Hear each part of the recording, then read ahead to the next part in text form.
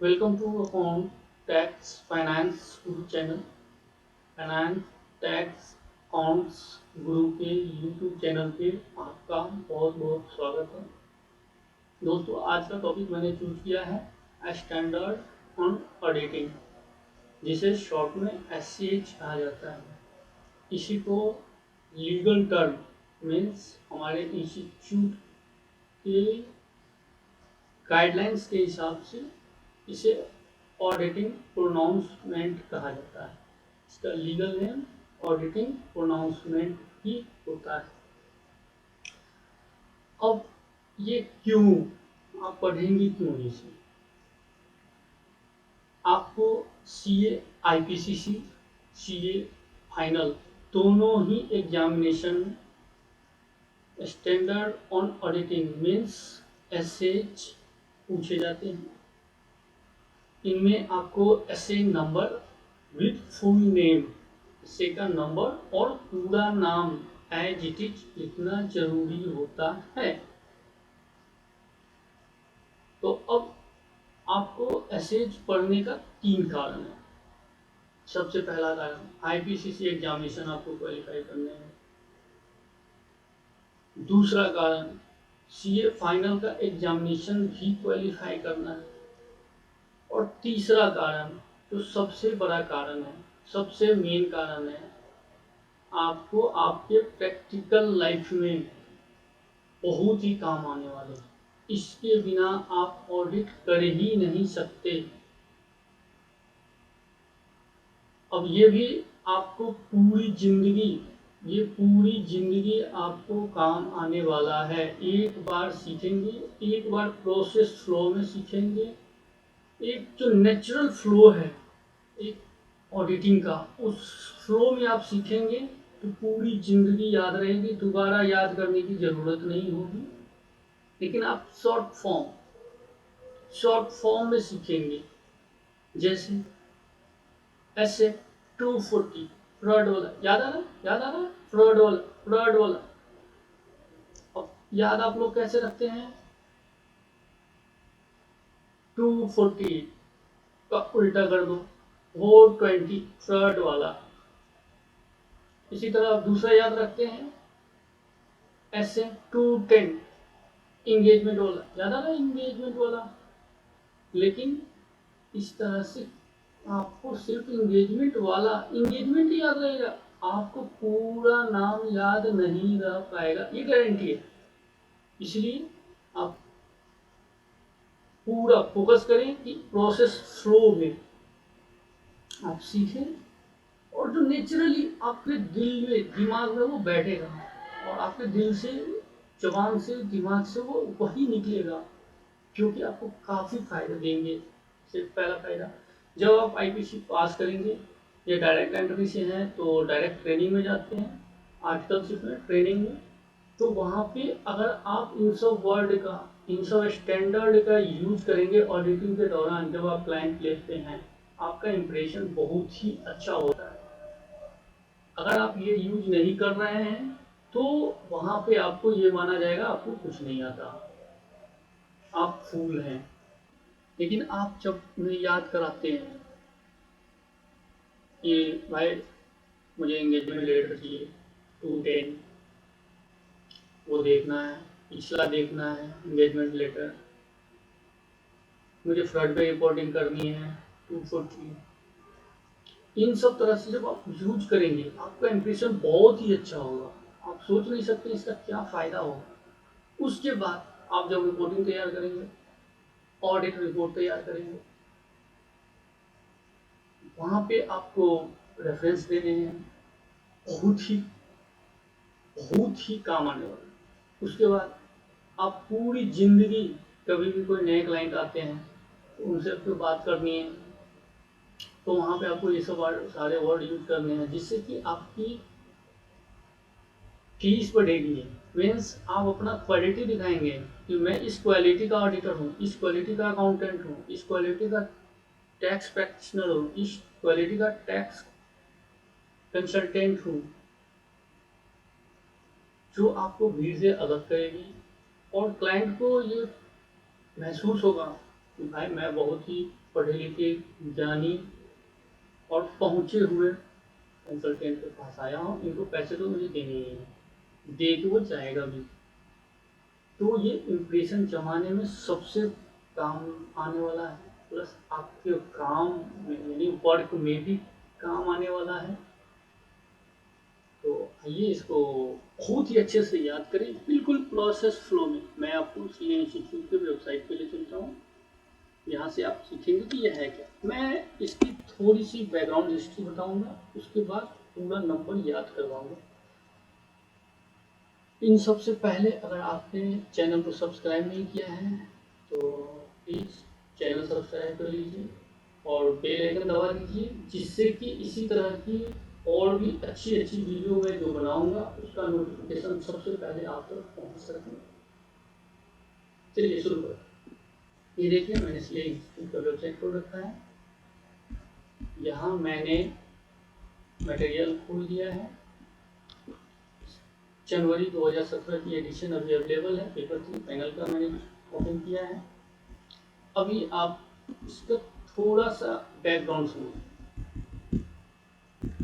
ये है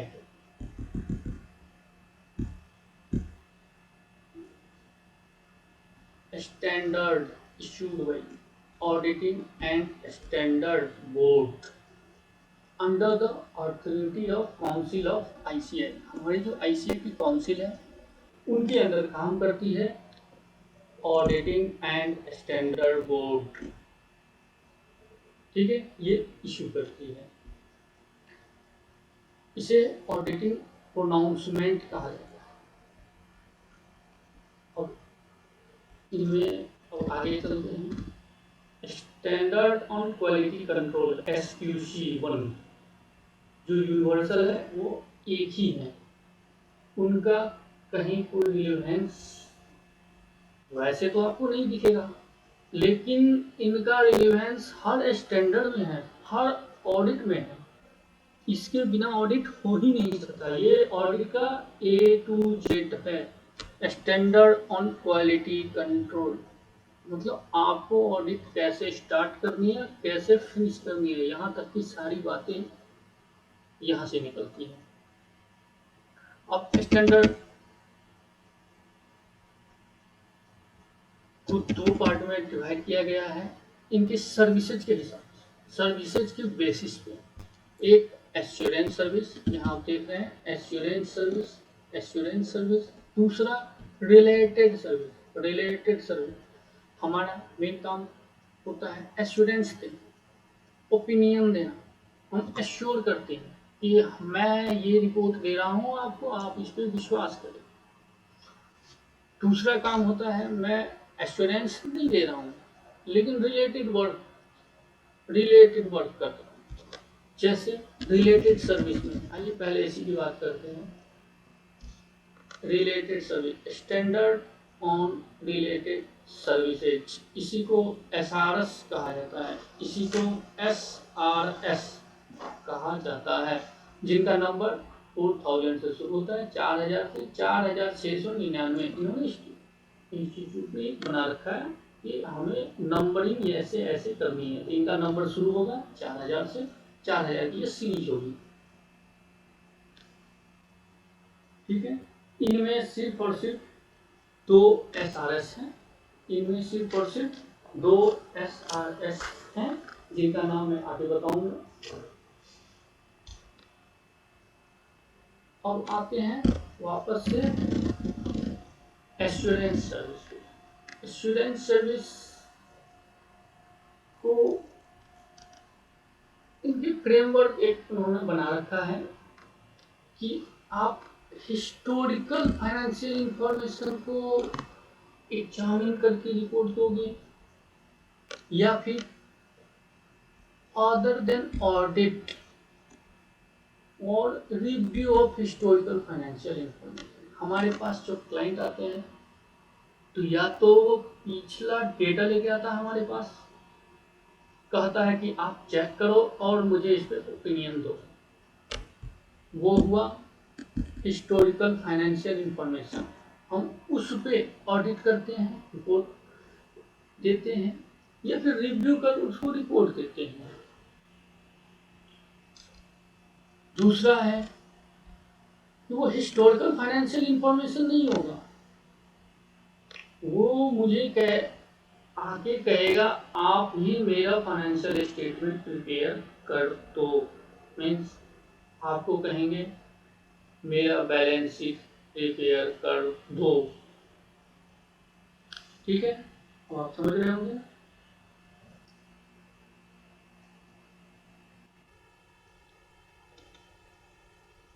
अब हिस्टोरिकल फाइनेंशियल इंफॉर्मेशन को भी इसमें दो काम हैं, एक ऑडिट करना, एक रिव्यू करना। जब हम ऑडिट करते हैं तो वहाँ स्टैंडर्ड ऑन ऑडिटिंग लगता है। जब हम ऑडिट करते हैं तब वहाँ हम स्टैंडर्ड ऑन ऑडिटिंग लगाते हैं, जिसे आप शॉर्ट फॉर्म सेज बोलते हैं, SA, जिसका नंबर 100 से शुरू होकर 999 तक इंस्टीट्यूट ने निर्धारित किया है।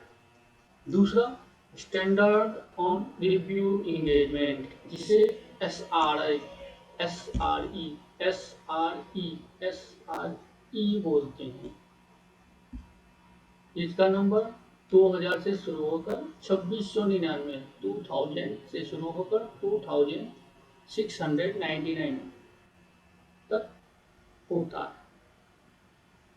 अब आप अच्छे से समझ गए होंगे इनकी बैकग्राउंड हिस्ट्री। चलिए अब आपको ले चलते हैं इनका नंबर विथ फुल नेम।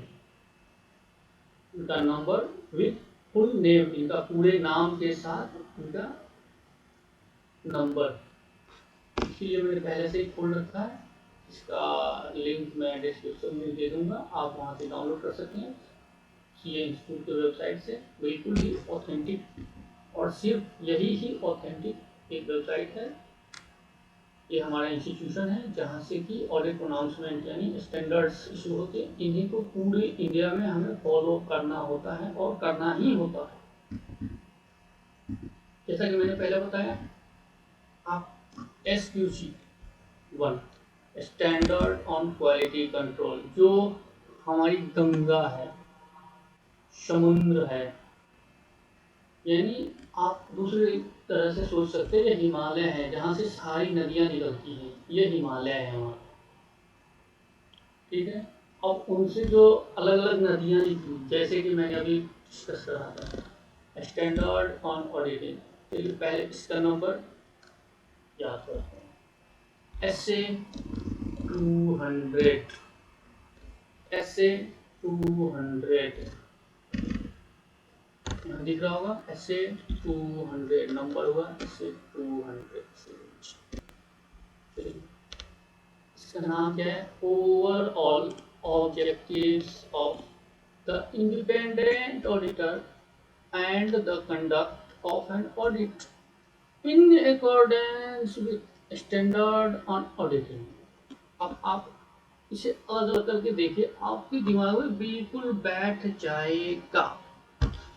देखिए ओवरऑल ऑब्जेक्टिव क्या, ओवरऑल ऑब्जेक्टिव्स उद्देश्य क्या है ओवरऑल, तो किस चीज का, द इंडिपेंडेंट ऑडिटर, इनका इंडिपेंडेंट ऑडिटर का, और ऑडिट कंडक्ट करते समय,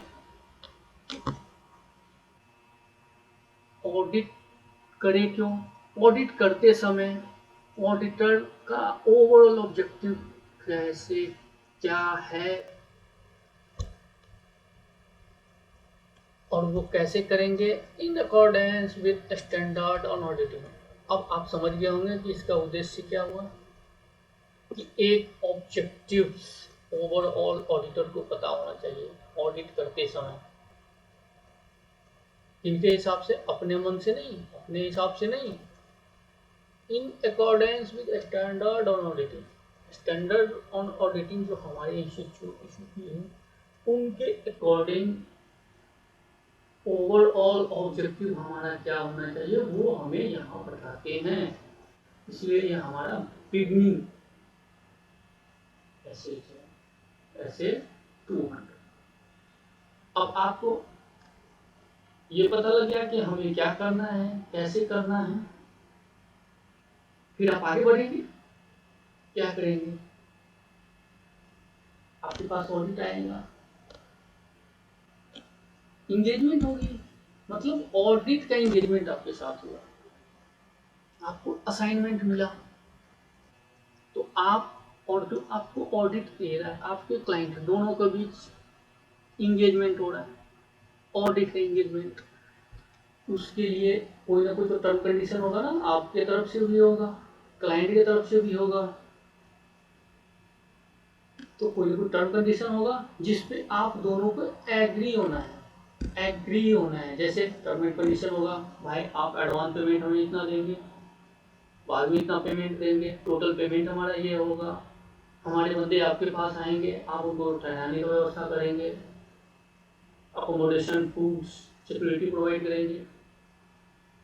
ये कई सारी टर्म एंड कंडीशन है,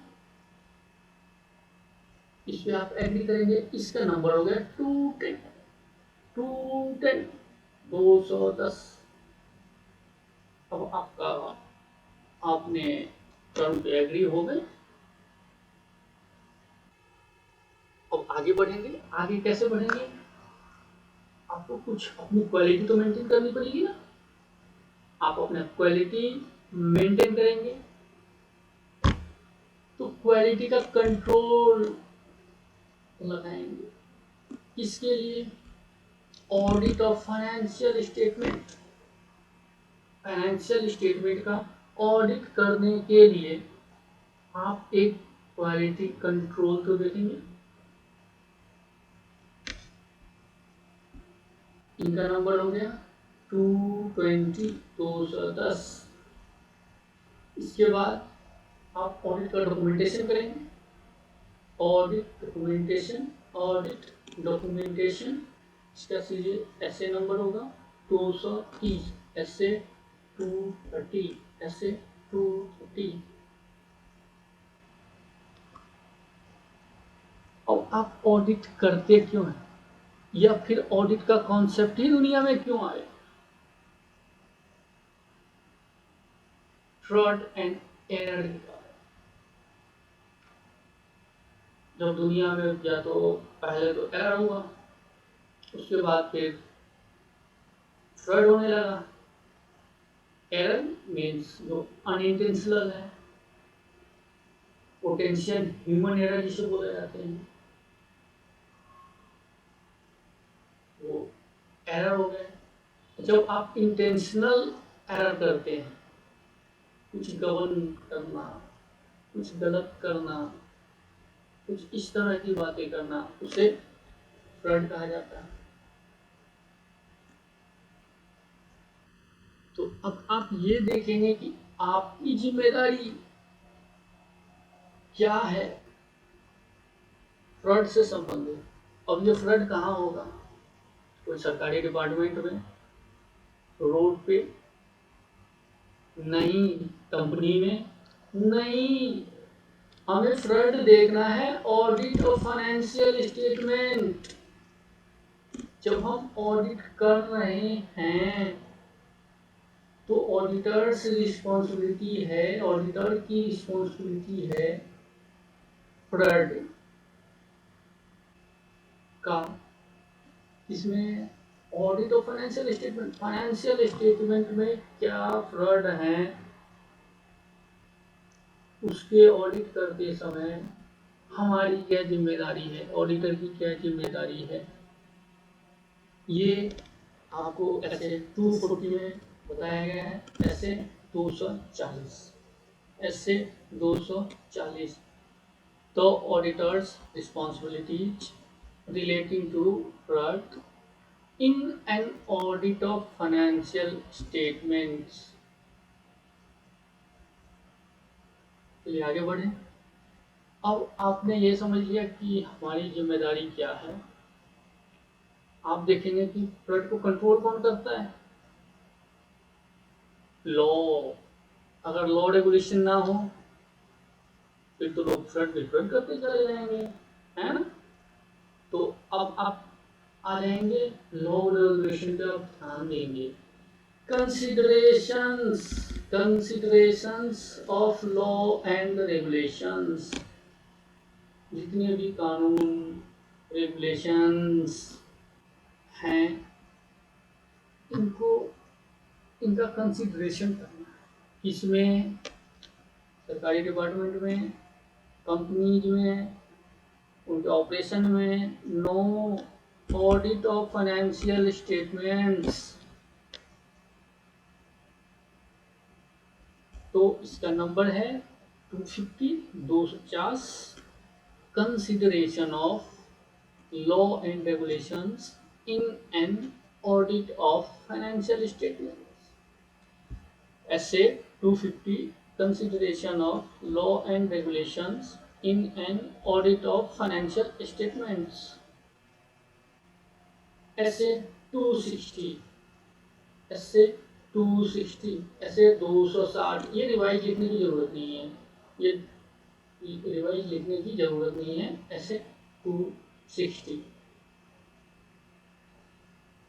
कम्युनिकेशन विद दो चार्ज विद गवर्नेंस। ऐसे 260 कम्युनिकेशन विद दो चार्ज विद गवर्नेंस।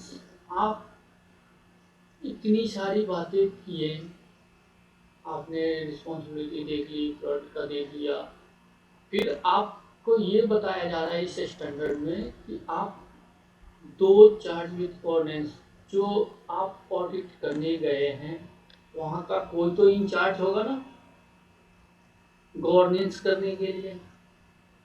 जैसे कंपनी है, एमडी होंगे, डायरेक्टर होंगे, ब्रांच है, ब्रांच का चीफ होगा, जो भी उनका चीफ हो। अगर आप स्टॉक ऑडिट करने गए हैं एक स्टोर का जो इंचार्ज होगा वो हुआ तो चार्ज विद गवर्नेंस।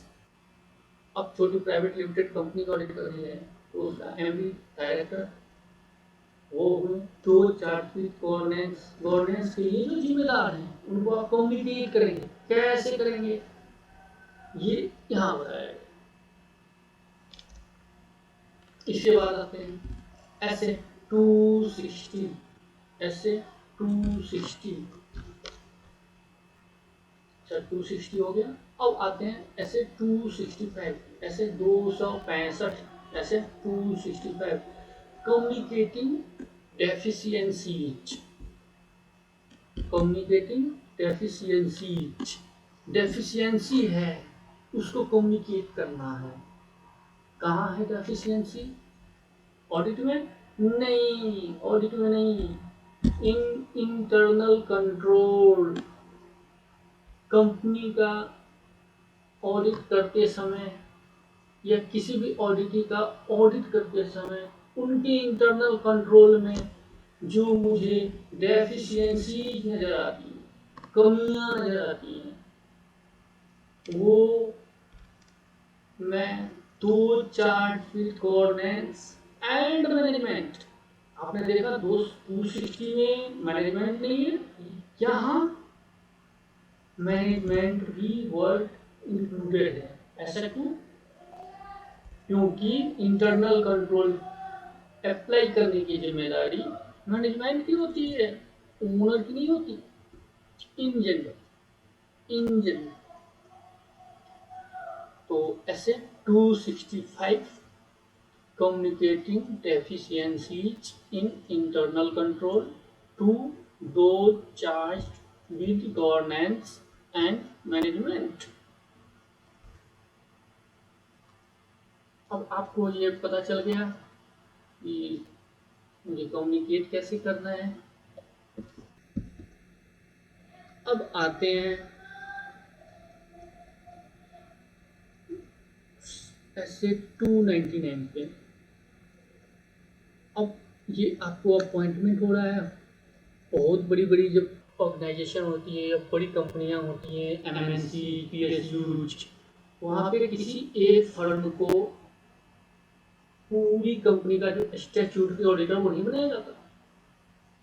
वो क्या करते हैं, वहाँ ज्वाइंट ऑडिटर अपॉइंट करते हैं। जैसे PwC को अपॉइंट करा, तो उसके साथ साथ सिर्फ पीडब्ल्यूसी को पूरे और कंपनी को ऑडिट नहीं दे देंगे, उनके साथ लोधा को भी इंक्लूड कर देंगे, उनके साथ कोठारी को भी इंक्लूड कर देंगे, उनके साथ किसी और फर्म को एक साथ अपॉइंट करेंगे। उसी को कहा जाता है ज्वाइंट ऑडिटर्स।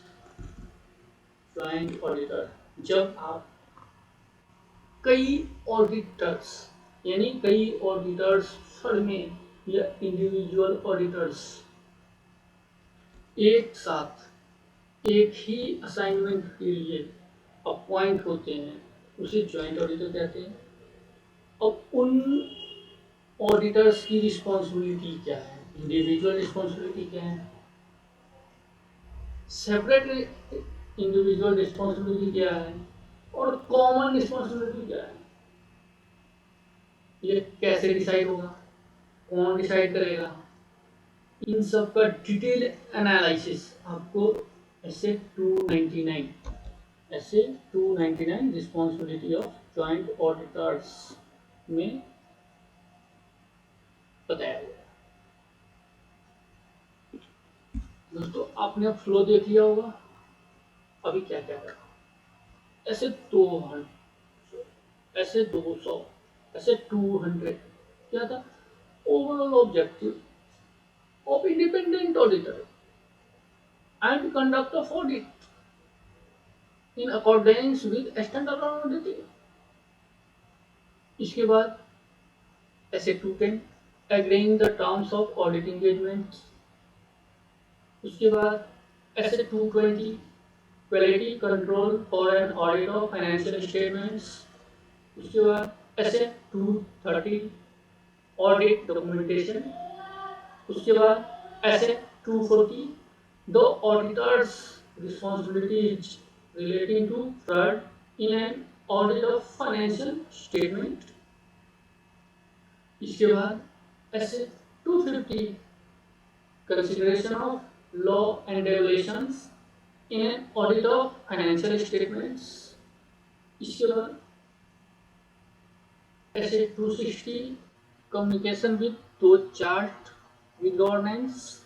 इसके बाद ऐसे 265 communicating deficiencies in internal control to those charged with governance and management। इसके बाद ऐसे 299 responsibility of joint auditors। responsibility of joint auditors। अब आपने एक चीज गौर किया हो, 200 सीरीज आपको कुछ कुछ मिलता हुआ नजर आ रहा है, सिमिलरिटी नजर आ रही है, क्योंकि जब एक्चुअल हम ऑडिट कर रहे होते हैं, जब हम एक्चुअल ऑडिट कर रहे होते हैं तो ऑडिट करते समय मीन्स क्लाइंट प्लेस पे ऑडिट करने के लिए जब हम ऑडिट फाइनेंशियल स्टेटमेंट हाथ में आ गया, उसके बाद जब हम शुरू कर रहे हैं उससे संबंधित नहीं है यहाँ कुछ,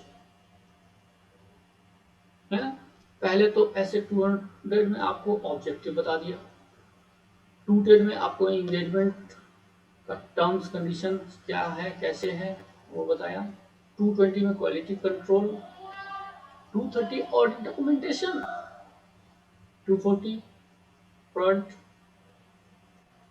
250 लॉ रेगुलेशंस का ध्यान रखना, 260 कम्युनिकेशन, 265 कम्युनिकेशन और internal control, 299 responsibility of joint auditor.